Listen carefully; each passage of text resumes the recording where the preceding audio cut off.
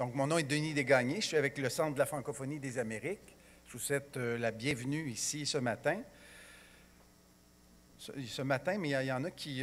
c'est peut-être encore le soir parce que, vous savez, il y a des commissions qui ont travaillé très tard hier. J'entends qu'il y en a qui ont terminé vers les petites heures du matin. Donc, j'espère que vous avez pris le déjeuner avant de vous coucher et que vous allez être vraiment réveillés pour une matinée assez spéciale. Donc, au menu, aujourd'hui, vous trouvez dans le menu 3 éléments. D'ailleurs, hier, on m'a demandé si on avait des copies. On a quelques copies ici encore qui nous restent. Donc, s'il y en a qui sont intéressés, il y a ma collègue Flavie, qui est juste debout là, qui aura des copies du menu, du programme du Parlement jeunesse francophone des Amériques. Donc, 3 choses qu'on veut parler ce matin. D'abord, dans un premier temps, on veut parler de la valorisation de l'action politique. Très important pour nous, dans le contexte qu'on vit présentement, de se mettre dans les souliers de chacun de ces joueurs-là et de comprendre et d'apprécier ce rôle politique qui, des fois, peut être un peu ingrat. On veut aussi tisser des liens. On fait ça depuis qu'on est commencé et...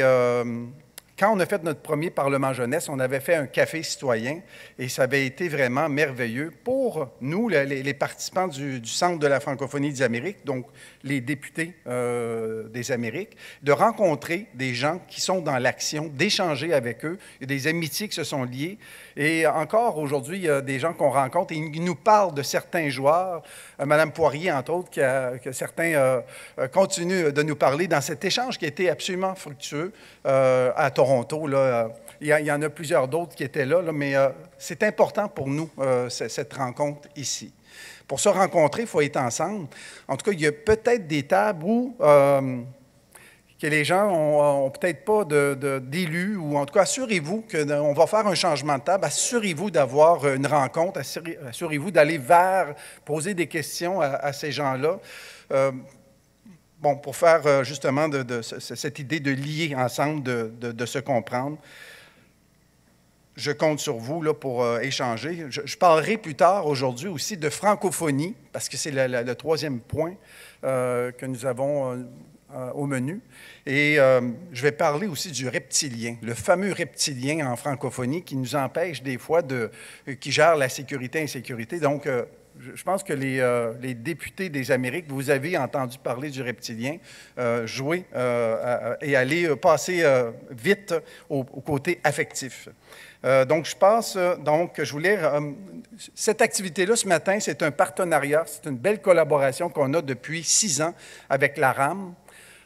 Et puis, je veux remercier la RAM pour tout ce travail qu'on a fait depuis 6 ans ensemble.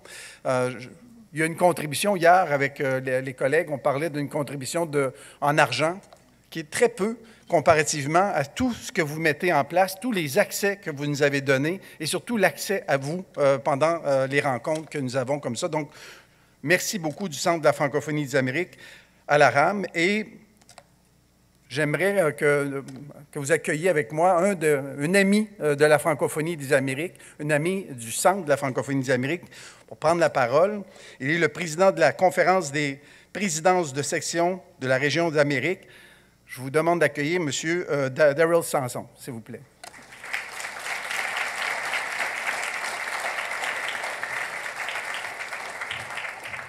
Merci, monsieur.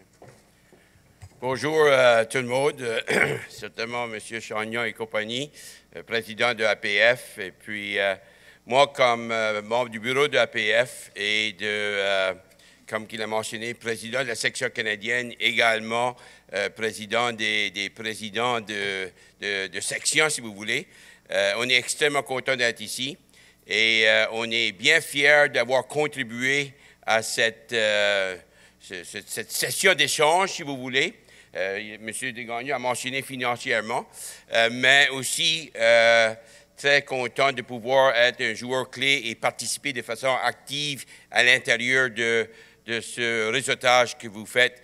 Et ce qu'on demande de vous quand même, quand on donne, on cherche toujours à recevoir, on demande que vous, quand vous retournez dans vos coins du pays, que vous partagez qu'il y a APF, qui est l'Assemblée des parlementaires au niveau de la francophonie, et que la francophonie, c'est très, très grand, c'est mondial. Et on veut également que vous puissiez partager avec votre peuple et vos amis qu'il y a également des régions des Amériques, régions de 4 coins du monde où on a des francophones. Ça, c'est extrêmement important. Moi, je vais juste vous dire rapidement, parce que je sais que je n'ai pas beaucoup de temps, mais quand j'étais jeune, je n'ai pas eu cette occasion aussi riche que celle-ci, mais j'ai eu des occasions riches dans le temps, si vous voulez. Donc, je faisais partie d'un club de jeunes francophones ou acadiens, et puis ça, c'était très important dans ma communauté. Ensuite, j'ai fait partie de la Fédération des Acadiens au niveau provincial. Et puis ça m'a donné d'autres expériences. Donc, c'est ces expériences authentiques qui nous aident à nous développer davantage. Et quand on dit que les jeunes, le rôle des politiciens est de jaser des politiciens, les adultes peuvent apprendre aussi d'utiliser les politiciens. Parce que les politiciens ont un rôle important, c'est de comprendre ce qui se passe sur le terrain et d'articuler ces points à des niveaux, à des gens qui vont prendre des décisions. Et ça, c'est pour moi très important. Donc, comme je ne vais pas prendre trop de temps, mais je veux vous remercier d'être ici. Et puis, une chose que je dis souvent à les élèves de les écoles, parce que j'étais directeur général de toutes les écoles françaises, et c'est très important. Êtes-vous prêts? Pour devenir politicien, vous n'avez pas besoin de qualification comme telle. Vous n'avez pas vraiment besoin de finir la 12e année, mais c'est encouragé de le faire. Pas besoin d'avoir un diplôme universitaire ou communautaire, pas nécessaire. Donc, n'importe qui de cette salle peut devenir, comme M. Schillinger, le prochain premier ministre, si vous voulez. Donc, par contre, vous devez faire du réseautage, vous devez faire du partage, vous devez trouver des moyens de vous intégrer, de vous engager, de réseauter. Et c'est exactement ce qu'on fait ici aujourd'hui. Donc, je vous souhaite, au nom, bien sûr, de APF et puis de la section des Amériques, je vous souhaite des bonnes discussions. Je sais que le panel va davantage stimuler la discussion. Je vous remercie pour cela. Merci.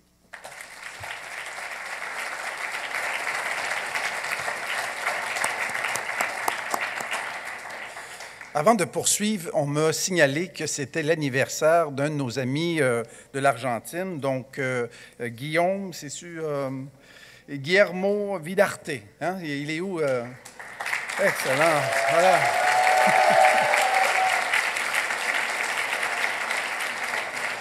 Joyeux anniversaire. Pour la suite des choses, je vous remets entre très bonnes mains une collègue du Centre de la francophonie des Amériques qui nous fait un travail toujours extraordinaire, un ami du Centre aussi. Donc, Mme Diane Martin va assurer la suite des choses. Bonne matinée. Merci beaucoup, Denis. Merci. Oui, bonjour. Bien contente de vous retrouver une deuxième fois, les gens du Parlement jeunesse. Pour toutes les autres personnes ici présentes que je n'ai pas encore rencontrées, je prends quelques secondes pour me présenter. Je m'appelle Diane Martin. Je suis animatrice, journaliste, intervieweuse, et aujourd'hui indépendante, mais pendant une vingtaine d'années à l'animation de quotidiennes d'actualité d'affaires publiques, entre autres les 11 dernières années à la radio de Radio-Canada. Bon, maintenant, je me consacre à l'animation d'événements publics, mais avec un public en chair et en os, et à l'animation d'événements où je peux faire des entrevues qui durent plus que 6 à 8 minutes. C'est merveilleux. Alors, je vais me faire plaisir ce matin. Donc, nous allons avoir une entrevue d'1 heure. Je précise tout de suite pour les gens du Parlement jeunesse qu'il n'y a pas de période de questions à la suite de cette entrevue-ci. Les autres panels, d'ici la fin de la semaine, il y en aura. Mais dans ce cas-ci, par contre, vous pourrez quand même adresser vos questions aux députés présents à vos tables. Je veux souligner la présence de M. Jacques Chagnon, le président de l'Assemblée nationale, qui est ici. Bonjour.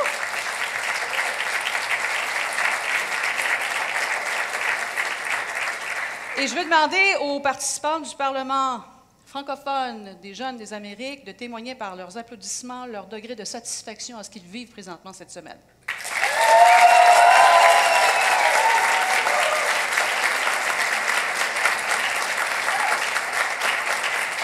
Je dois dire que je m'attendais un petit peu à ça, parce que je vous vois aller depuis le début, vous êtes franchement formidables. Et puis, pour les élus ici présents, sachez qu'il y a dans la salle très certainement des gens qui un jour vont peut-être briller au firmament qu'on le souhaite. Il y a tellement de ferveur et de passion ici, c'est merveilleux.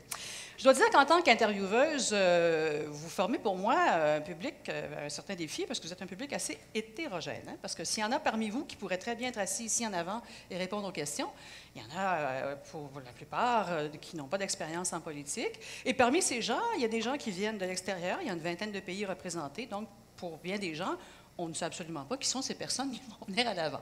Alors, mon rôle, ça va être justement de présenter les personnes et de s'assurer qu'on comprend bien la portée de tout ce qui sera discuté. On va prendre le temps de faire connaissance dans quelques instants. Nous avons avec nous 3 personnalités importantes dans le monde de la politique québécoise et canadienne. Et un mot, d'abord, pour vous dire que France Gélina, qui est au programme, que vous avez dans le cahier du participant, n'est pas ici avec nous ce matin.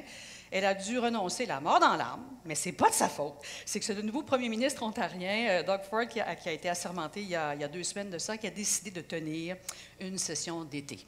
Et les députés sont rentrés en chambre hier. Alors, elle avait une très bonne raison pour ne pas être avec nous aujourd'hui, mais vous avez ses salutations, ses regrets sincères, ses salutations et ses bons souhaits pour la suite de la semaine.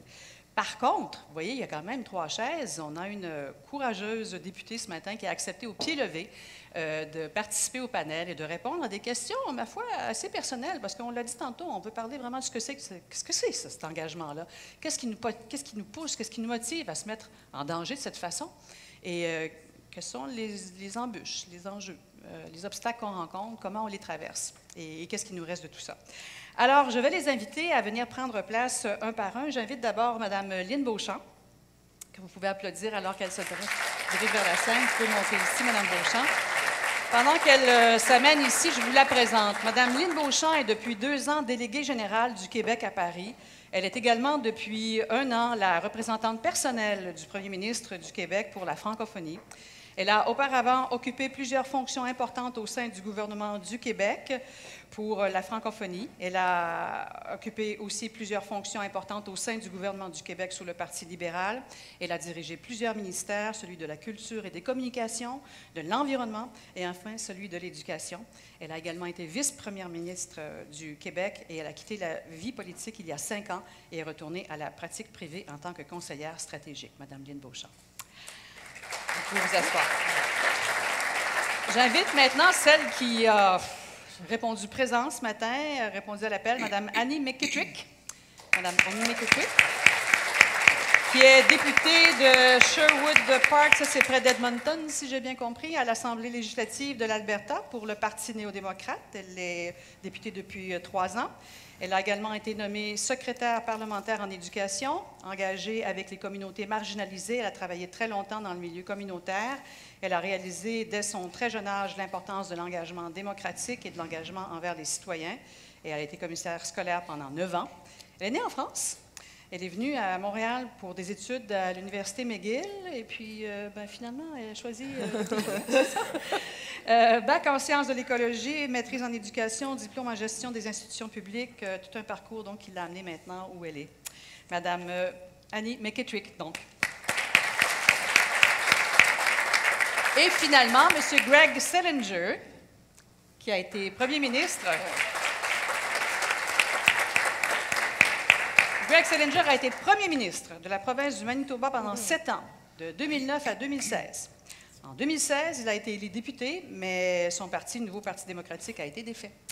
Il est resté dans ses fonctions de député jusqu'à tout récemment. Il a remis sa démission le 7 mars dernier, donc il y a quelques mois.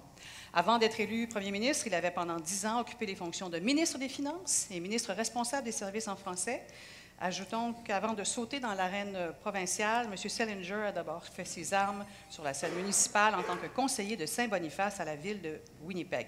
Greg Selinger. Bon, alors, nous allons donc parler des défis et des joies de l'action politique. Et quand même, mesdames, messieurs, je vous remercie de vous prêter à cet exercice. Il n'arrive pas souvent qu'on puisse aborder la réalité humaine de l'exercice de la fonction d'élu. Et à ce sujet, là, je m'adresse plus particulièrement aux membres du Parlement jeunesse, je recommande à tous, même à tout le monde dans la salle, de regarder la série d'émissions intitulée « Fièvre politique » de la journaliste Esther Bégin. Vous trouverez cette suite d'entretiens, cette série d'entretiens sur le site de Télé-Québec, donc, et des entretiens profondément éclairants, émouvants même, sur la réalité méconnue de ces humains qui doivent souvent relever des défis surhumains. La journaliste Esther Bégin présente donc des témoignages de 23 ex-politiciens connus qui ont œuvré dans les sphères municipales, provinciales et fédérales. Et maintenant qu'ils sont loin du regard critique de la population et des médias, il faut bien le dire, dans cette série, donc, ils s'expliquent, se confient, ils font part de leurs erreurs, de leurs bons coups. Ce sont des entretiens vraiment intimistes qui en disent long. Je ne peux trop vous recommander, je vous le répète encore, allez voir cette série Fièvre politique sur le site de Télé-Québec. D'ailleurs, Mme Beauchamp, vous étiez du nombre. Vous avez accepté, vous vous êtes prêtée à cet exercice-là. Quand on est en politique active, il est plutôt mal vu de parler de ses émotions, de ses états d'âme.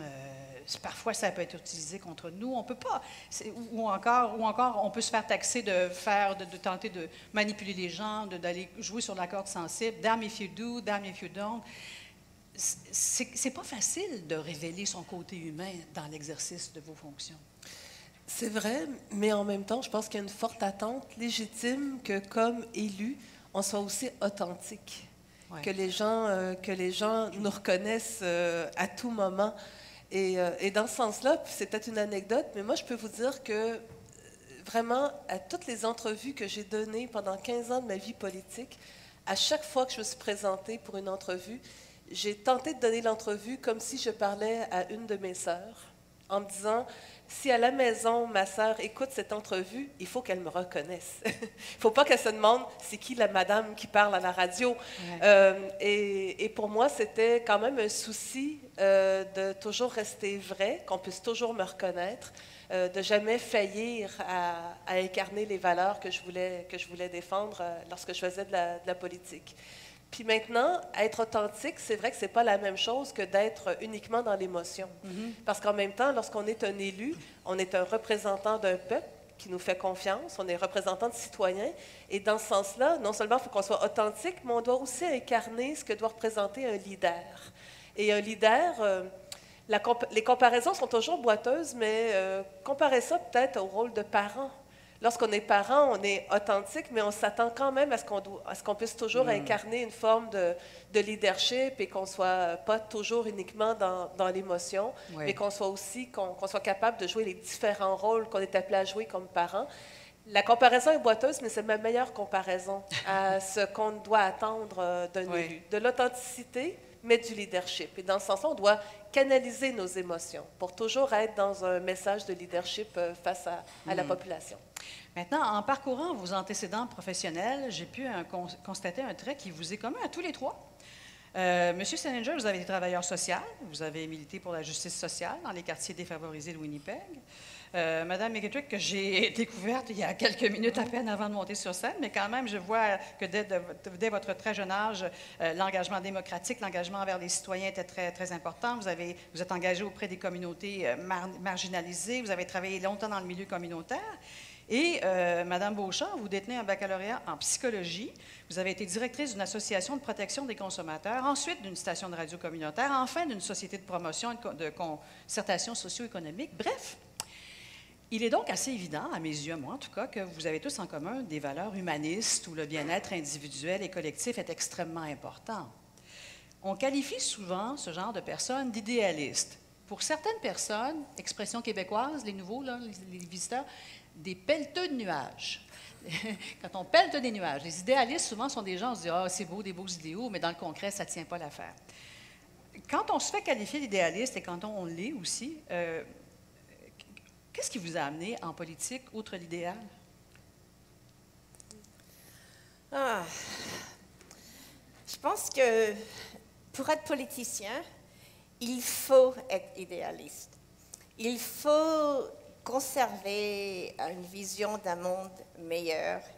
Il faut aussi être réaliste et de savoir qu'on ne va pas pouvoir accomplir tout ce qu'on veut faire, mais qu'on peut travailler pour des petites choses. Et moi, je me rappelle, j'ai fait une entrevue il y a assez longtemps avec une journaliste et je parlais de sauver le monde, tout ça.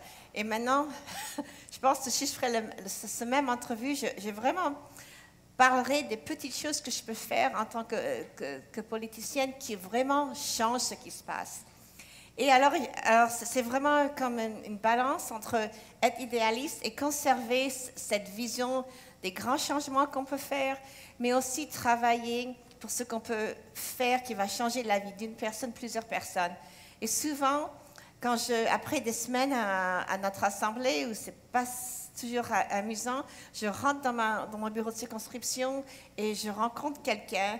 Et juste le fait que je peux aider cette personne à avoir des meilleurs services de santé ou à résoudre son problème au sein du gouvernement, c'est vraiment pour ce que je vis en tant que députée.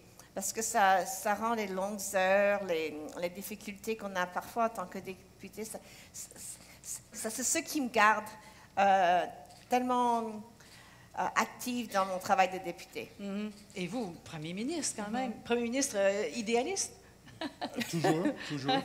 Quand j'ai commencé comme un animateur social ou dans le développement communautaire, j'étais très idéaliste. Mais aussi, comme vous êtes un activiste, tu dois trouver une façon d'achever les choses. Ouais. Il y a les idéalistes à l'université, où j'étais un prof, avec les théories, etc.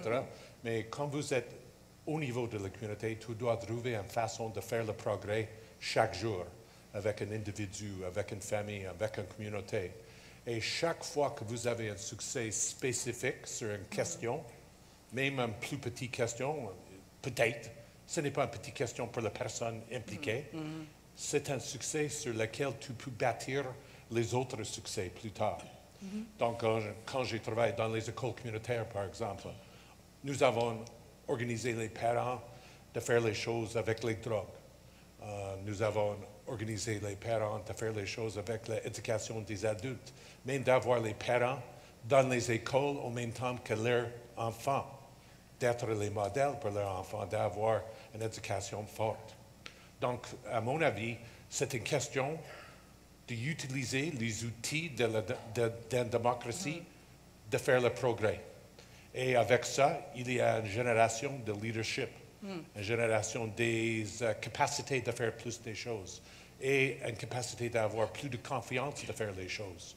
Même dans le gouvernement, on a suivi la même pratique, de travailler ensemble, en partenariat, avec les chefs et les membres, les collectivités de la communauté, d'avancer leurs priorités dans leur communauté, dans leur région, à l'avantage de tout le monde. Et vous, Mme Beauchamp? Ben, moi, je vais peut-être vous étonner, mais moi, je ne me qualifie pas d'idéaliste. Ah non? Ben, en fait, dans le sens que j'ai fait de la politique pendant 15 ans parce que je voulais participer à changer le Québec. Ça, c'est vrai. Ouais. Des fois, j'ai l'impression qu'on qualifie les politiciens, les politiciennes, les élus d'idéalistes seulement parce que c'est un certain nombre de personnes qui renoncent à gagner mieux leur vie que ce qu'ils pourraient faire, et à faire de longues heures. avec les mêmes talents qu'ils ont et les mêmes diplômes qu'ils ont. Ça, c'est vrai qu'il y a une forme d'idéalisme parce que moi, je ne suis pas du tout en train par là de dénoncer une plainte par rapport à la rémunération des élus. C'est pas ça que je suis en train de dire. Mais je suis juste en train de dire qu'à l'évidence, faire une carrière politique, il y a une forme quand même.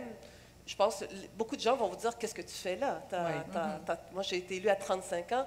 Tu as 35 ans. Et quand j'étais élue, et auparavant, je travaillais dans un milieu associatif, mon premier salaire comme élu à l'Assemblée nationale du Québec en 1998 était plus petit que le salaire que je recevais comme directrice générale d'une association pour faire la promotion socio-économique de l'Est de Montréal. Donc, est-ce que ça, c'est une forme d'idéalisme? Là, je vous le concède, peut-être. Mais après ça, moi, je me vois comme quelqu'un qui voulait aider à faire changer le Québec et j'ai choisi d'être du côté de la politique parce que je considère que c'était une démarche très pragmatique. Moi, j'aimerais bien qu'on réhabilite le mot pouvoir. Pour moi, c'était une démarche d'exercice du pouvoir. Moi, je n'aurais pas été capable d'être dans une formation politique où on devait renoncer au pouvoir.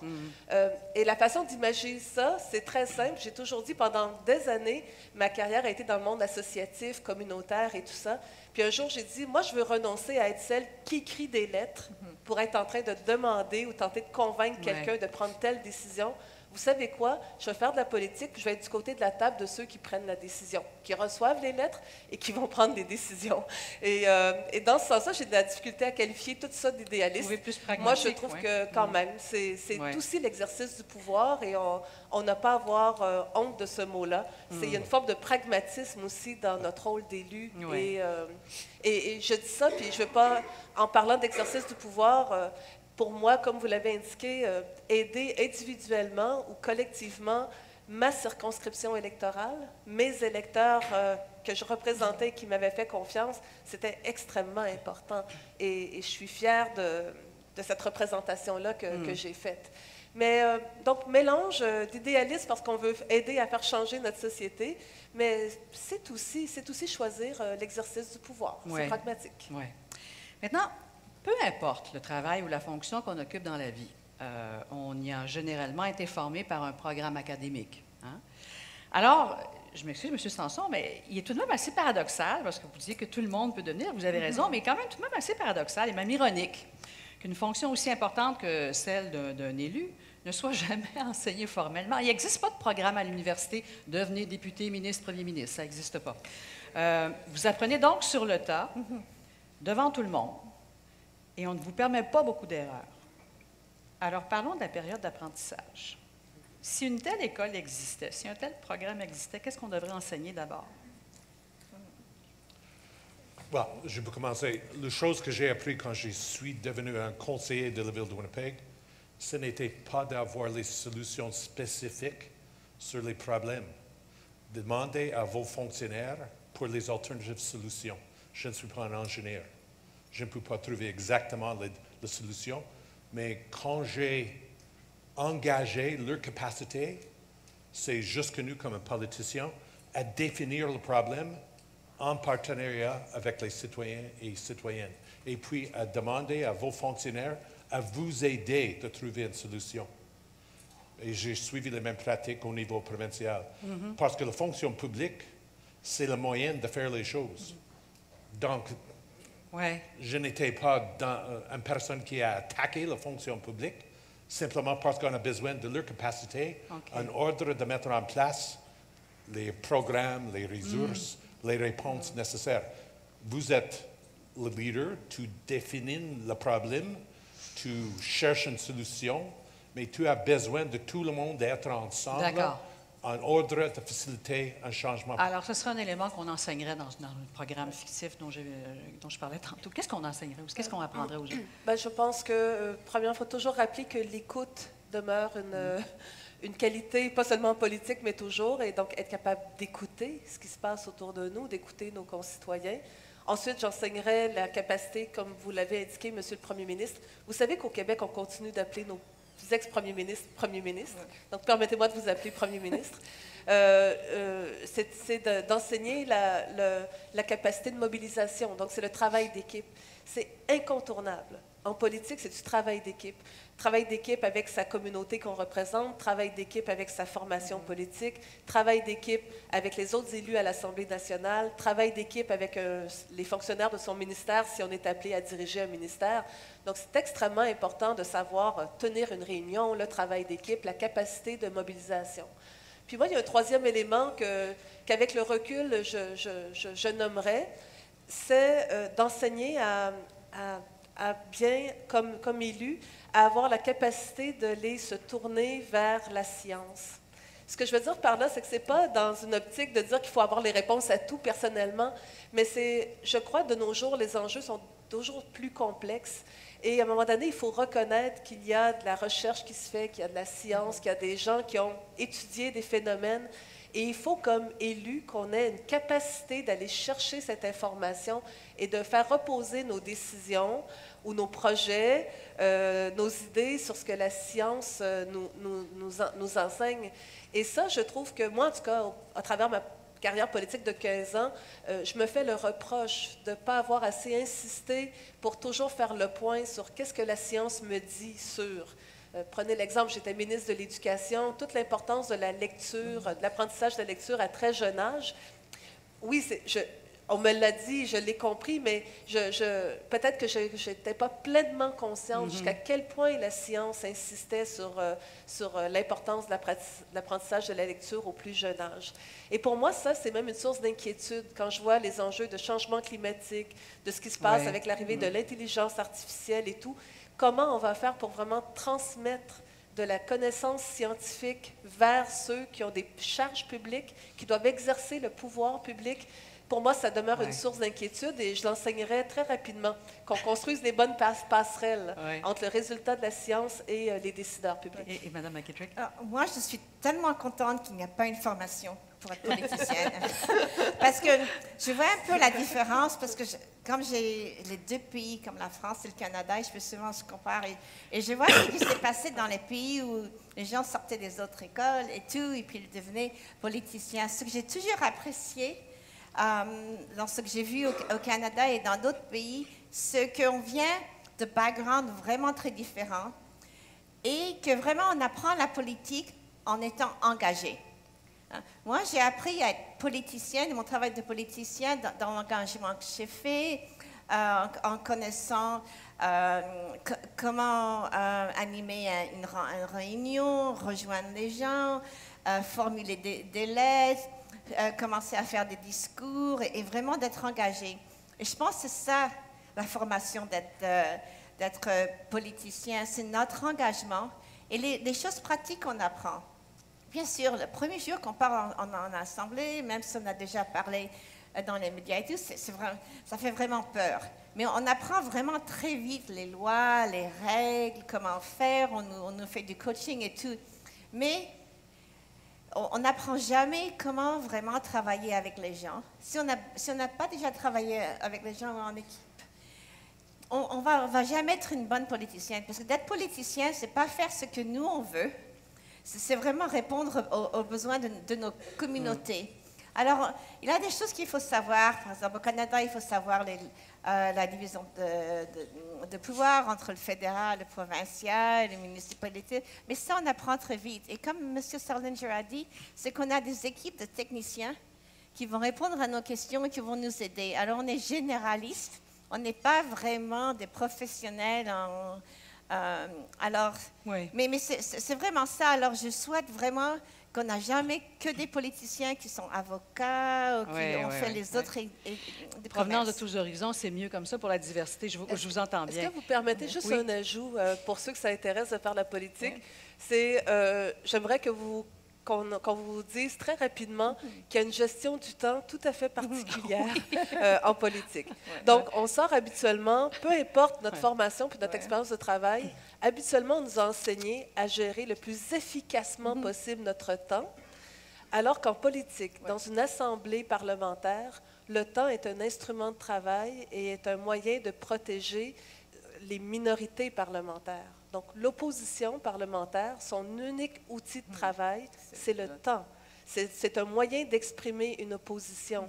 Et donc, le fait qu'on doive siéger et qu'on est là, moi, ma première année et demie, là, je pensais peut-être quitter. J'ai trouvé ça tellement difficile parce que je trouvais, ça me donnait l'impression que je perdais mon temps dans cette délibération autour de la table et tout ça. Et vraiment un choc. C'était un choc culturel terrible. Jusqu'à temps que je comprenne et que je respecte et que je vais toujours défendre le fait que le temps est un outil de travail en politique. Et il faut respecter ça, il faut le comprendre. Et une fois qu'on le comprend, la perspective qu'on a sur les travaux parlementaires et tout ça est tout autre. Je voulais juste insister là-dessus. C'est vraiment un choc, la gestion du temps en politique. Merci d'apporter ça, parce que justement, je voulais enchaîner avec la question du choc. Parce que quand on arrive au tout début avec nos idéaux, on a forcément un moment où un mur va se dresser, puis notre idéal va se fracasser sur le mur, c'est-à-dire qu'on va avoir un choc de découvrir une chose qu'on ne soupçonnait pas, puis vous avez donné un très bel exemple, mais il y en a plein d'autres. Alors, je me demande comment on gère la première grande déception. On est encore là, mais là, on est déçu. Ou comment on gère la ligne de parti? Tiens, on arrive avec des convictions, mais on a une ligne de parti, il faut la respecter. Alors, je voudrais vous entendre là-dessus. Je me souviens le premier jour que j'étais dans la législature. Tout le monde, c'était une chicane dans la cabine. Il n'y a aucun doute de ça. pour moi, ce n'était pas une expérience positive parce que tu deviens, quand vous êtes agrandi, c'est le rôle d'être plus poli. Oui, oui, oui. Si c'est possible, d'avoir une attitude de respect pour même votre compétition dans les sports, etc. Ce n'est pas l'idée de l'autre n'est pas un diable. Oui. Mais dans la législature, il y a toujours une sorte de discussion informelle qui est très négative. Ça, c'était dur pour vous. Vous n'avez pas aimé ça? C'était dur pour tout le monde, Oui. surtout les personnes, les femmes, les minorités, les personnes qui a eu la même expérience à l'extérieur de la législature. Donc, j'ai trouvé que c'était nécessaire à défendre vos collègues, mais pas d'être dans le même style de l'opposition. Oui. Tu dois trouver une façon, pas d'être passif, mais en même temps d'avoir la capacité à défendre vos collègues des attaques, et toi-même aussi. Oui. Mais de le faire dans une façon avec une certaine dignité, Oui. en ordre d'avoir un débat sur les idées, sur la politique, sur les choses nécessaires de faire les avances. Donc, c'était votre découverte à vous, Mme McCrick?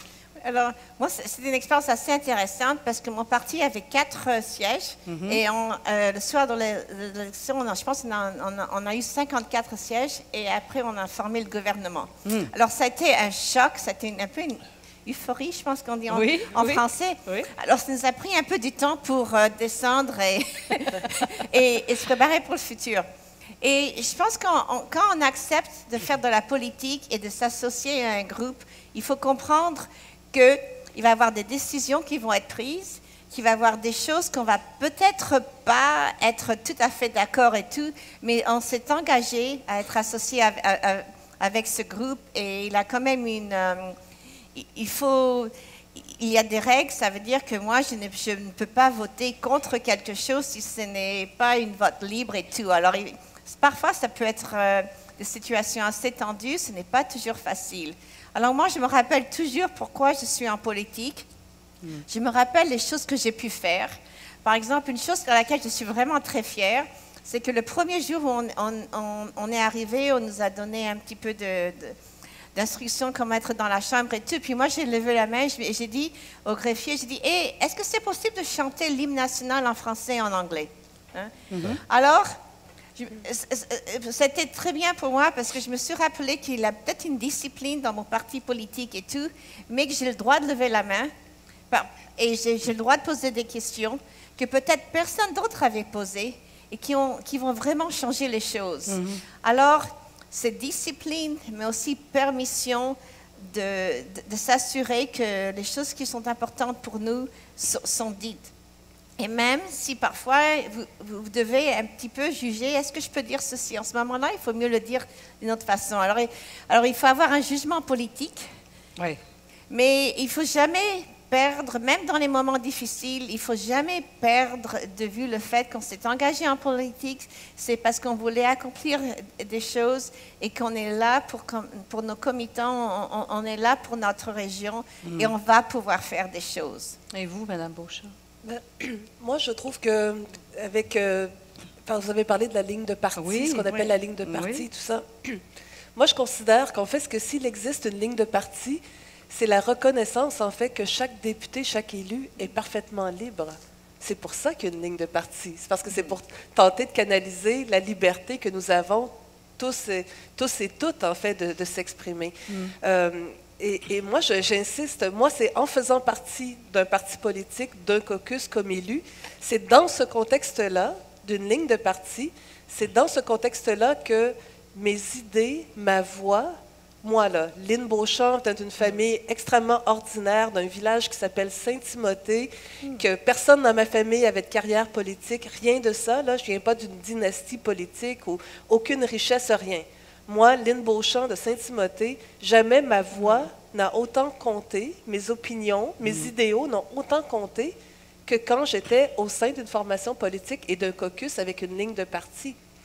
Et la ligne de parti, elle est là parce que j'étais complètement libre de m'exprimer au sein de ma formation politique, au sein de mon caucus. Et là, c'est tout le travail de mobiliser des gens au sein de ton parti politique pour que tel idéal ou telle idée l'emporte. Et tu ne peux pas gagner toutes tes batailles. C'est comme ça. Donc, dans ce sens-là, la ligne de parti vient avec le fait que tu choisis 1, 2, 3 batailles pour lesquelles tu dis, ça vraiment, c'est là où je veux faire une différence. Puis ensuite, la ligne de parti, je vais reprendre mon exemple de la famille ou d'un couple. La ligne de parti, c'est comme dans un couple. Un jour, si vraiment tu sens que tu ne t'en vas plus dans la même direction et que tu ne partages plus des valeurs communes, tu choisis de quitter ta formation politique. Je termine en disant, moi, j'ai rencontré bon nombre de personnes qui pensaient être candidats. Ma formation politique me demandait de rencontrer ces gens-là et tout. J'ai toujours décrit le travail d'un député comme étant, peut-être que pour moi, le métier le plus proche de ça, c'est être entrepreneur. Parce qu'à la fin, une fois que vous êtes un élu, là, vous avez vos propres budgets, vous formez votre équipe, vous menez votre barque.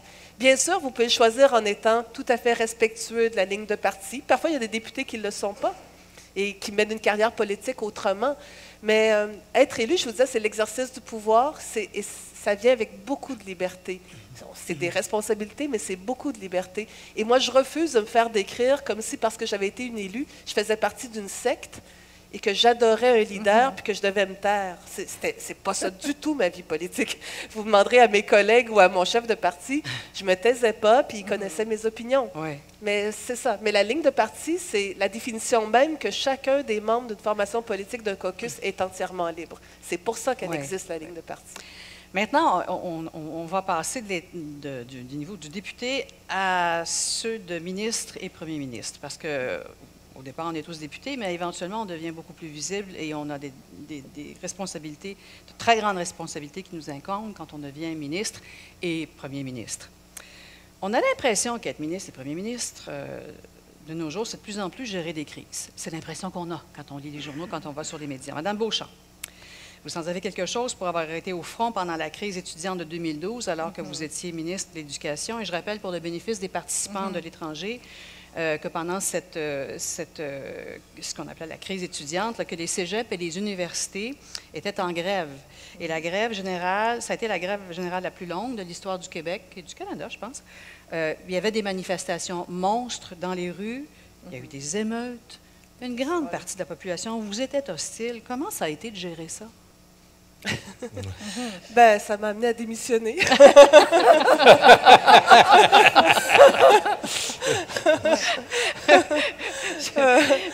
Non, mais en fait, par rapport à vous qui formez un Parlement des jeunes d'Amérique, peut-être que la vraie histoire que je vais raconter, premièrement, un mot, vous avez décrit une situation comme hyper dramatique, mais ce qui complexifiait la situation, c'est que ce n'était pas toutes les universités, ni tous les cégeps qui étaient en grève. C'est un certain nombre de ces institutions. Puis à l'échelle du Québec, dans plusieurs régions, il n'y avait aucune manifestation. Les étudiants étaient diplômés. Donc, on vivait une situation je dirais, où le Québec avait deux réalités. Ce qui fait que quand on revenait à l'Assemblée nationale, auprès des élus ou des membres de mon propre caucus, vous aviez les gens qui ne voyaient rien là, sur le terrain. Là. Si tu étais à Québec, ici, dans la ville ici, tu ne voyais rien de la crise étudiante. Toutes les universités et les cégeps de Québec diplômaient leurs étudiants, puis il n'y avait pas vraiment beaucoup de manifestations. Si vous étiez un élu de Montréal, vous reveniez à Québec et vous disiez « Quand est-ce qu'on va régler ça? » Et donc, je veux juste vous dire que ça, c'était des problématiques internes. Mais je finis l'histoire en disant si de l'externe, la situation pouvait sembler très, très, très tendue, puis elle l'était, là. J'étais habitée d'une crainte personnelle qu'il arrive un drame, et c'est sûrement un des aspects les plus difficiles que j'ai eu à vivre. Mais la vraie histoire, pour moi, le plus compliqué, c'était ce travail de mobiliser les membres de mon propre caucus ou du bureau de mon premier ministre à essayer de partager ma lecture de la situation. Et ça, dans les périodes de conflit ou de très grande tension sociale, je pense que, puis vous pourrez mieux le dire, Monsieur le Premier ministre, mais pour moi, bizarrement, c'était pas face à l'extérieur que c'était difficile, c'était plus à l'intérieur où je m'impatientais, je trépignais à dire comment il se fait que je ne suis pas capable d'amener ma gang avec moi à prendre telle décision. Et donc, c'est comme ça que je l'ai vécu. C'était plus un poids à l'interne de mobiliser autrement les membres de mon équipe. Monsieur Selinger, vous avez aussi choisi de remettre votre démission récemment à titre de député. C'est récent, c'était en mars dernier. Ce n'était pas un choix personnel, mais bien une décision prise pour faire face à une crise. Pourriez-vous nous résumer en 2 mots?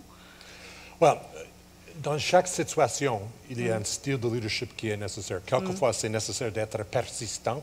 Oui. Par exemple, quand vous augmentez les taxes et tout le monde n'est pas content avec ça, mais il y a des choix entre les taxes et les coupures de services, les investissements dans le programme pour les inondations. Dans cette situation de démission, tu dois demander quel sera le meilleur avantage pour la population, pour la communauté, et pour toi-même personnellement, et pour votre famille, et pour votre circonscription, les personnes qui te suivent tout le temps. Et quelquefois, c'est nécessaire de retirer en ordre d'avoir un renouvellement de la politique à l'avantage de tout le monde. Ça, c'est un acte de leadership, à mon avis. C'est prudent aussi, parce que quelquefois, une bataille négative sur une question sur laquelle vous croyez, par exemple, dans le harcèlement sexuel. Oui. C'est nécessaire de faire les avances avec ça. Et les mouvements sociaux ont toujours été l'avant-garde de faire les changements dans les droits humains.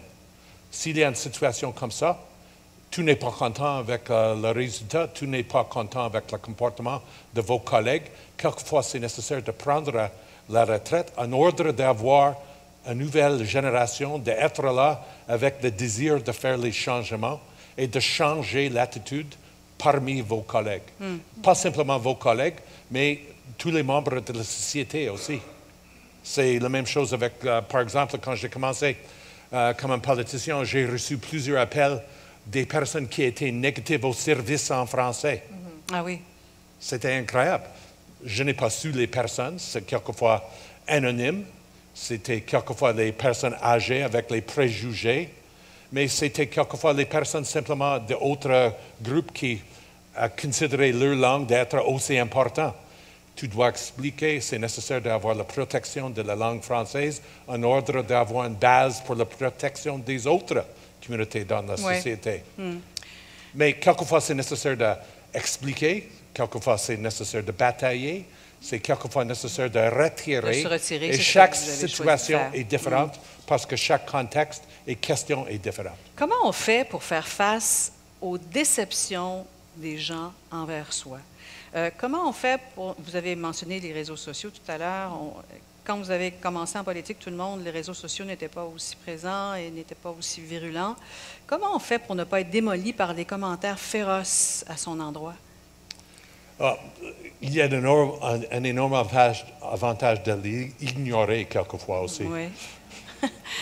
Mais parfois, parce que simplement, il y a trop des choses. Mais parfois, on peut essayer de les ignorer, mais ils sont là, ils sont vraiment présents. On Ils les sont là. reçoit, on les entend. Là. Mais c'est une chose que j'ai découvert depuis le commencement de la politique, il y a toujours les personnes avec un commentaire, une critique négative contre l'action que vous avez prise. Pardon. Tu dois écouter, mais pas de personnaliser. Tu dois écouter et en même temps d'avoir un consensus parmi vos collègues, parmi votre équipe, dans la communauté. Et quelquefois, il y aura toujours les critiques. C'est normal. Mais vous C'est êtes la capable d'avoir démocratie. cette distance-là, Mme McKittrick, Mme Beauchamp? Alors, je pense qu'il faut vraiment se connaître.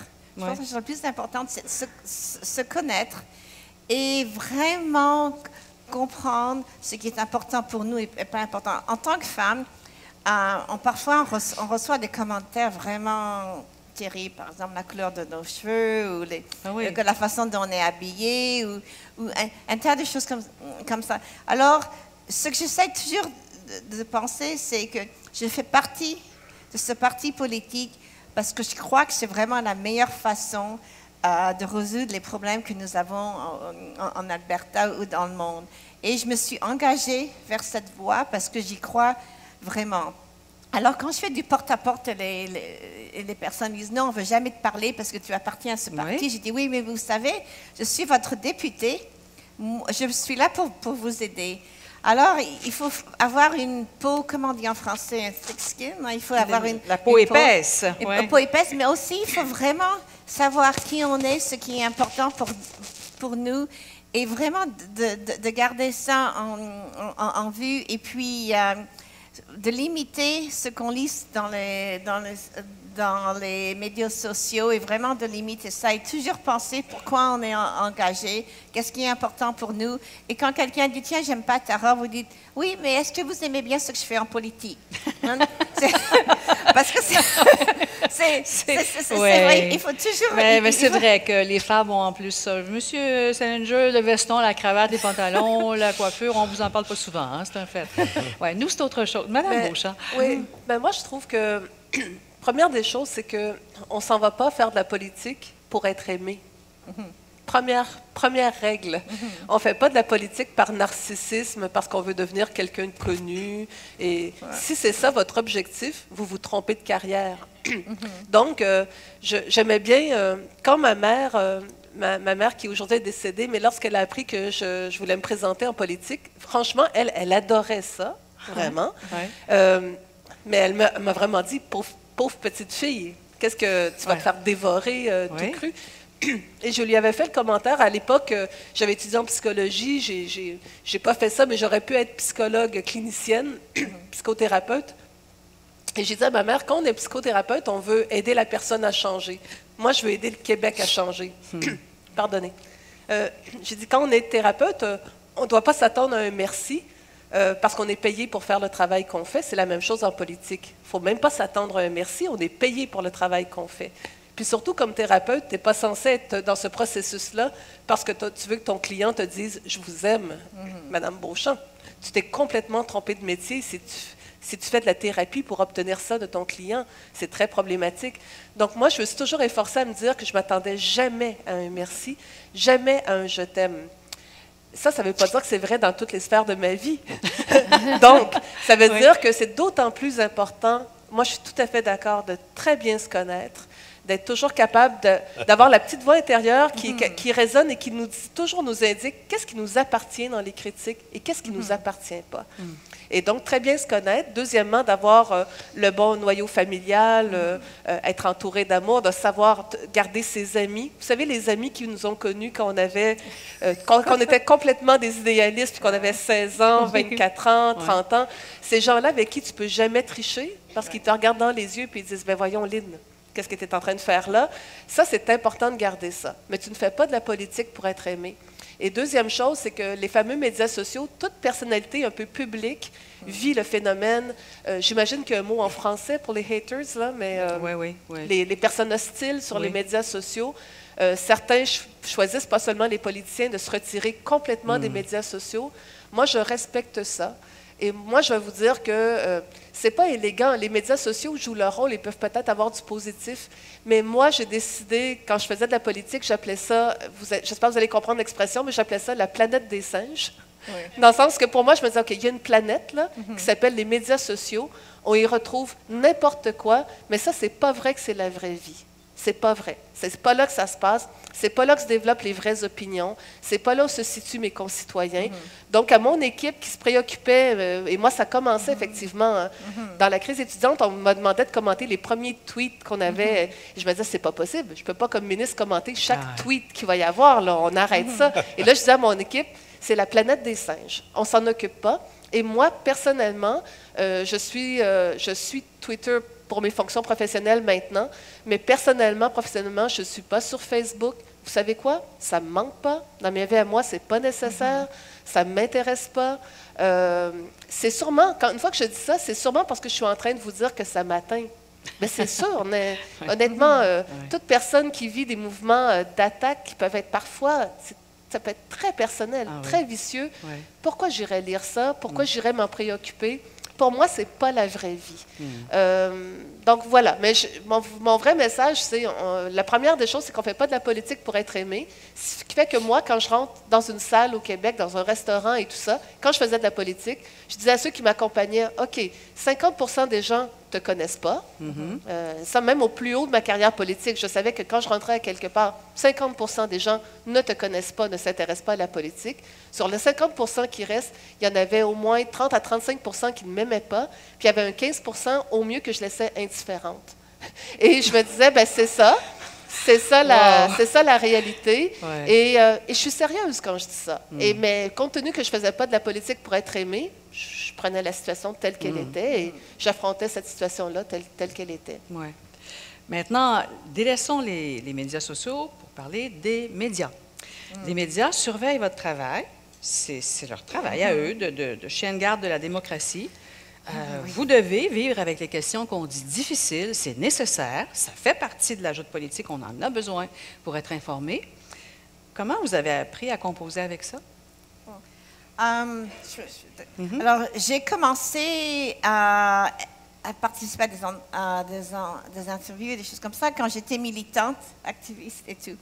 Et une des choses que j'ai vite appris, c'est que j'avais 30 secondes où j'avais 2 phrases que je pouvais dire. Ce sont les phrases que les journalistes vont répéter et tout. Alors, ça me sert beaucoup dans ma vie politique parce que maintenant, j'essaie toujours d'avoir une ou deux phrases et vraiment de réfléchir au message que je veux donner. Le clip. Oui. Et l'autre chose aussi, c'est que je sais aussi maintenant qu'il va y en avoir des gens, des journalistes qui vont toujours vouloir essayer de me faire tomber, de faire dire quelque chose d'autre. C'est comme l'autre jour, un journaliste de la presse française me demande toujours « Est-ce que vous allez vous représenter ?» et tout, et puis je ne veux pas lui répondre. Alors, il faut vraiment se préparer pour ces questions. Mais je pense que les médias, les journalistes jouent un rôle vraiment très important dans notre démocratie. Et je me suis toujours dit, depuis que j'étais dans les mouvements de changement, que je devais m'assurer que je respectais les journalistes et que je devenais amie, pas amie, mais que j'avais un respect et qu'ils savaient que je comprenais le travail qu'ils voulaient faire. Et je pense que c'est vraiment très important parce que la presse libre, le fait qu'il a des journalistes qui vont faire des recherches, qui vont chercher et tout, c'est vraiment important dans notre démocratie. Ici, je pense que partout ailleurs, ils jouent un jeu critique. Ouais. Et si parfois on n'aime pas ce qu'ils vont dire ou ils vont nous faire dire des choses qu'on ne veut pas, c'est un rôle important qui joue. Alors, je suis plutôt toujours du côté du rôle des journalistes. Et est-ce qu'en quelque sorte, d'une certaine façon, ils ne vous forcent pas à être encore meilleur? Oui, c'est ça. Je pense que j'ai eu de la chance d'avoir appris un petit peu comment me conduire avec les journalistes et surtout de respecter leur rôle et que s'ils me demandent, avez-vous des faits sur ça, d'essayer vraiment de répondre à leurs besoins parce que si moi je leur donnais pas les faits, ils allaient les chercher ailleurs. Ailleurs, oui, c'est ça. Quelque chose à ajouter? Bon, simplement, le média et la presse libre, le média libre, c'est essentiel. Quand vous êtes un politicien, chaque jour, il y a une manchette qui peut établir l'agenda du jour. Oh oui, Il n'y a aucun doute. Quelquefois, c'est une chose positive. Quelquefois, c'est une chose sur laquelle vous ne pouvez pas faire quelque chose immédiatement ou ce n'est pas défini dans une façon sur laquelle vous pouvez faire une différence positive immédiatement. Mais leur capacité d'établir l'agenda, surtout quand on est en session, c'est clé. Et tu dois être conscient de ça. Et comme un membre du public maintenant, j'utilise les médias tout le temps à savoir qu'est-ce qui se passe avec nos politiciens. Donc, j'ai trouvé personnellement que les journalistes avec lesquels vous êtes en contact direct sont très professionnels. Il y a des autres qui sont des pundits, des experts, qui n'ont pas contact directement avec les politiciens, qui ont leurs opinions. C'est quelque chose de positif, quelque chose de négatif, mais c'est une réalité. Ils peuvent changer les émotions du public avec leurs opinions. Oui, ils ont beaucoup de pouvoir. Moi, je suis vraiment d'accord avec ce qui a été dit. Les médias, c'est essentiel en démocratie. Et dans ce sens-là, nous devons, ils font partie, en fait, de ces contre-pouvoirs. Je suis vraiment désolée. Vous êtes enrhumé. Merci d'être venu participer au panel malgré votre rhume. Je suis vraiment désolée. Donc, je suis vraiment d'accord avec ce qui a été dit. Et dans la vie de tous les jours, il faut comprendre qu'ils ont un métier à faire également. À chaque jour, moi, j'aimais bien imaginer ça en parlant de la machine à saucisses. Ouais. Ils ont une production à faire. Et il en vient aux politiciens à gérer ça et à se dire, vous savez quoi, plutôt que d'avoir une mauvaise nouvelle à laquelle on ne s'attend pas, c'est notre boulot d'essayer de peu, ce qu'on appelle un peu gérer, mais contrôler cet agenda. Mais ils ont une pression, les journalistes dans les tribunes parlementaires, ils ont une pression incroyable avec les médias continus. Moi, j'ai vécu le fait qu'on entrait parfois en caucus à 7 heures le matin et qu'un journaliste m'a déjà pratiquement engueulé, vous me permettez l'expression, là, mais parce que je refusais de lui donner une entrevue sur quelque chose qui faisait la une d'un quotidien. Et je lui disais, écoute, je me suis levée, j'ai vu la une, j'ai demandé des informations, j'ai pris ma douche et me voilà. Est-ce que tu pourrais me laisser le temps d'obtenir les vraies informations pour que je te donne une réponse juste? Je veux collaborer avec toi, mais est-ce qu'on peut se dire que je vais ressortir à 8 heures du matin, là, pour te donner la ligne, la meilleure information possible? Et il était furieux parce que son patron lui mettait de la pression pour qu'à 7 heures du matin, il ait déjà ma réaction dans son bulletin de nouvelles. Mais humainement, pour moi, c'était impossible. Vous savez, j'étais ministre de l'Environnement, il y a des dossiers techniques et tout. Tu dis, écoute, ça fait la une, mais ce n'est pas un dossier dont je suis au courant. Mais je suis rentrée dans mon caucus en me disant juste, pauvre gars, il y a une pression incroyable pour qu'il obtienne ma clip, mais je n'avais rien à lui donner. Mais je savais qu'il fallait que je lui donne quelque chose, parce qu'eux aussi ont un métier à faire, et oui, c'est un métier qui fait partie de notre système démocratique. L'entrevue tire tranquillement à sa fin et je veux vraiment aborder un point extrêmement important que vous avez déjà évoqué, Mme Beauchamp. Heureusement qu'il y a la famille. Heureusement qu'il y a la vie de couple. Heureusement qu'il y a les enfants. Ça devient un refuge où on peut puiser du courage, on se ressource, où on a des gens qui nous connaissent vraiment, avec qui on peut faire tomber les masques. On en a besoin, c'est humain. Mais c'est beaucoup demandé à un conjoint, à une conjointe. C'est beaucoup demandé à des enfants. Déjà que dans la vie de tous les jours, c'est difficile de concilier travail, famille. Imaginez dans vos rôles à vous, je ne sais pas comment vous avez pu y arriver. Puis la vie, c'est la vie. Dans la vie, il y a de nombreux couples, de nombreuses unions qui ne tiennent pas. Il y a des familles où c'est... Je me souviens dans Fièvre politique, Mme Courchaine, l'ex-ministre Courchaine, où j'ai appris, elle confiait qu'elle était aidante naturelle à la maison. Son mari était atteint d'Alzheimer. Alors, elle était aidante naturelle à la maison et elle était ministre et bombardée par le travail nécessaire des médias. Mais quelle vie! Alors, j'en dis beaucoup pour tenter de faire un peu brosser le portrait de ce que c'est que ce nid, que ce refuge, parfois fragile, souvent la plupart du temps ressourçant, mais ce que ça représentait pour vous, ce que c'est pour vous, le rôle de la famille, des conjoints et des enfants dans vos missions, dans vos idéaux de politiciens. Alors, j'ai eu une carrière professionnelle assez longue, je pense, et j'ai appris quelque chose parce qu'à un moment, j'étais tellement engagée dans cette carrière, je voulais tellement changer ce qui se passait, je travaillais avec les sans-abri et tout, et j'ai eu je ne sais pas comment on dit en français, mais j'ai eu un crack. Oui. J'ai eu un moment difficile, j'étais très... Et j'ai appris que malheureusement, je n'avais pas travaillé sur mes relations avec ma famille, avec ma santé personnelle et tout.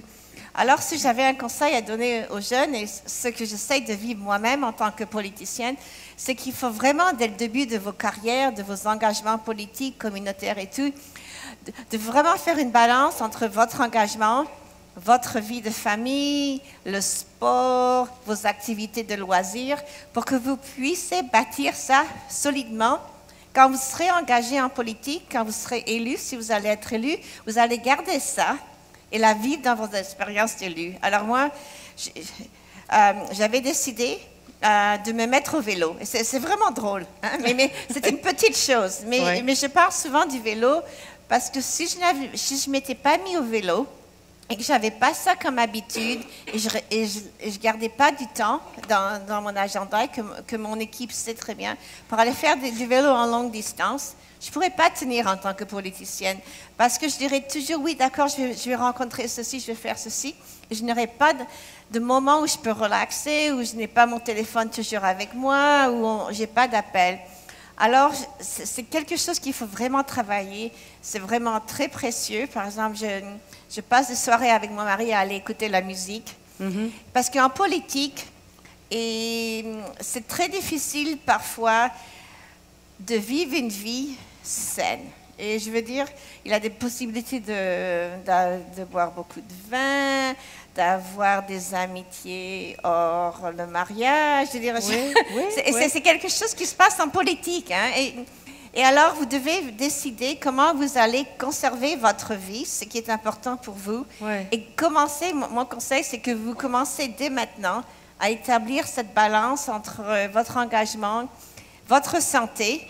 Voilà, moi je dis souvent que le vélo, c'est ce qui me tient non seulement comme députée, mais qui va m'aider dans ma prochaine campagne électorale et je sais mon prochain mandat. Alors c'est mon conseil. C'est difficile, mais s'il vous plaît, faites-le quand vous débutez votre engagement. Merci. Je peux le dire que c'est quelquefois plus difficile pour les familles que vous-même.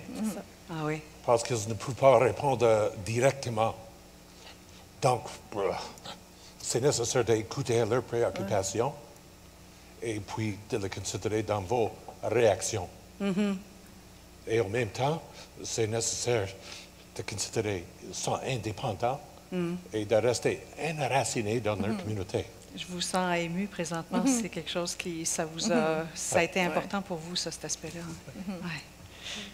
C'est simplement ça, de rester enraciné dans votre communauté et de vivre ensemble avec la population. C'est la meilleure garantie de rester normal. Madame Beauchamp. Merci, Greg. Mais je pense que quand on décide d'être élu, de prendre une charge publique, si on a un conjoint, si on a une famille, il faut que la décision se prenne avec eux. Ça, c'est un premier conseil ou un premier constat. Donc, première des choses. La deuxième des choses, moi, de façon très terre-à-terre, je rappelais parfois à mon conjoint que je ne voulais pas parler de politique à la maison. À un moment donné, tu rentres à la maison, tu fermes la porte, et tout d'un coup, lui veut commenter les décisions du gouvernement, et tu lui dis, hey, écoute, là, je sors de l'Assemblée nationale, je sors de mon caucus et tout, est-ce que je peux tout simplement me transformer en limace devant ma télévision, et je veux écouter un film d'amour, c'est tout ce que je veux faire. Et la troisième des choses, moi, j'ai d'une famille, j'ai 6 frères et sœurs, il y avait ma mère. Chacun, personne n'était vraiment politisé, personne n'avait une démarche de militant, militante, mais les gens étaient politisés dans le sens que j'ai d'une famille qui a toujours suivi la politique et nos opinions politiques n'étaient pas toujours les mêmes. Et parfois, pour moi, ça a été délicat, parfois difficile. Et je ne crois pas que c'était de la fuite, mais ma famille, là, je pense qu'on a pris la décision aussi qu'on ne parlerait pas de politique autour des réunions de famille. Parce que sinon, vous savez, une fois que quelqu'un est d'une autre formation politique que celle que toi, ou tu es ministre dans une formation politique, tu sais très bien que la discussion autour de la table n'ira pas tout à fait dans le bon sens. Donc, je pense qu'on évitait ça. Mais quand je dis évitement, je ne veux pas que ça semble... C'est pas le fait que c'était artificiel, c'est juste le fait qu'on évitait ces discussions. Vous savez quoi? Il y a vraiment autre chose que la politique dans la vie. C'est peut-être ça le vrai message, qu'il y a du vélo, il y a des considérations familiales. Il y a vraiment autre chose. Donc, d'arrêter d'en parler pendant un petit bout de temps, là, ça fait pas de mal à personne. Et savoir, donc, savoir arrêter, nous-mêmes dire savoir arrêter, je pense que ça, c'est important. Vous avez vraiment raison. C'est vraiment d'établir quelque chose à la maison où on ne parle, on parle pas de politique et on fait des choses en couple avec vos enfants qui sont loin de la politique ou de l'engagement. Écoutez, une dernière petite question très, très courte. Une fois qu'on a dit tout ça, qu'est-ce qui vous rend le plus fier? Qu'est-ce qui vous a le plus comblé? Qu'est-ce qui vous comble encore le plus aujourd'hui, Mme McKittrick, dans votre engagement politique? Une phrase très courte pour chacun. Mme Beauchamp. Moi, c'est une expérience où je tire de la fierté d'avoir servi mes concitoyens, d'avoir pris des décisions qui, à mon sens, aidaient à changer le Québec. Mais d'un point de vue plus personnel, c'est une expérience qui est venue chercher le meilleur de moi, toutes mes capacités, sans exception. Je pourrais dire tous mes talents, parce que je vais en parler positivement. Sûrement que j'y ai révélé aussi mes faiblesses, mais et je ne suis pas certaine que je vais retrouver un métier, une expérience qui sera autant venue chercher toutes mes capacités intellectuelles, mes capacités de relations humaines, mes capacités de leadership, mes capacités d'écoute, etc., etc. Et je suis extrêmement chanceuse. C'est difficile, mais je suis tellement chanceuse dans ma vie d'avoir vécu ce moment dans ma vie où toutes mes forces étaient mises au service d'une cause dans laquelle je croyais. Madame McKittrick. Et moi, je pense pour moi, c'est de toujours participer à des conversations où on se rappelle des personnes qui sont marginalisées dans notre société. C'est de toujours pouvoir dire, mais avez-vous pensé aux personnes qui sont handicapées? Et pour moi, surtout à la francophonie. Et je pense qu'une des choses que je suis le plus fière dans ma circonscription et en Alberta, c'est que nous avons pu donner voix, ou une plus grande voix aux personnes qui parlent français et aux politiques pour la francophonie. Et dans ma circonscription, une des choses que pour moi, c'est tellement important, c'est que les gens pensent que je suis leur député, mais qui est avec eux dans leur circonscription et que je suis avec eux. Et je sais que c'est peut-être idéaliste dans ça, mais qui me voit comme une personne qui vient de cet endroit et que je suis là pour les représenter. Et pour moi, c'est vraiment une fierté d'être élu au fin d'une carrière. Et M. le Premier ministre Salinger? Simplement d'avoir la chance globalement, d'avoir la chance d'être impliqué avec tout le monde dans la province et dans le pays, de faire une différence positive. Pas simplement pour votre circonscription, pas simplement pour votre province, mais pour le pays. Et à l'heure actuelle, on peut faire une différence à l'extérieur de notre pays aussi. Parce qu'il y a une polarisation dans le monde au moment. Oui. Les faits sont moins importants, la science est moins importante, mais c'est nécessaire de continuer d'avoir l'humanité dans le monde et l'utilisation de notre connaissance scientifique, etc., de faire les avances. Donc, vous pouvez le faire comme une équipe, vous pouvez le faire comme un acteur dans la politique, et vous pouvez le faire comme un citoyen. Oui, oui. N'importe où vous êtes dans le monde, vous pouvez faire une contribution positive si vous avez le désir et la motivation de le faire, et l'appui des autres de le faire aussi. Je veux vous remercier sincèrement pour la générosité, le naturel et la sincérité de vos réponses. Ça a été un plaisir que ce panel, pour moi, je suis persuadée que tout le monde dans la salle a beaucoup apprécié. Merci beaucoup.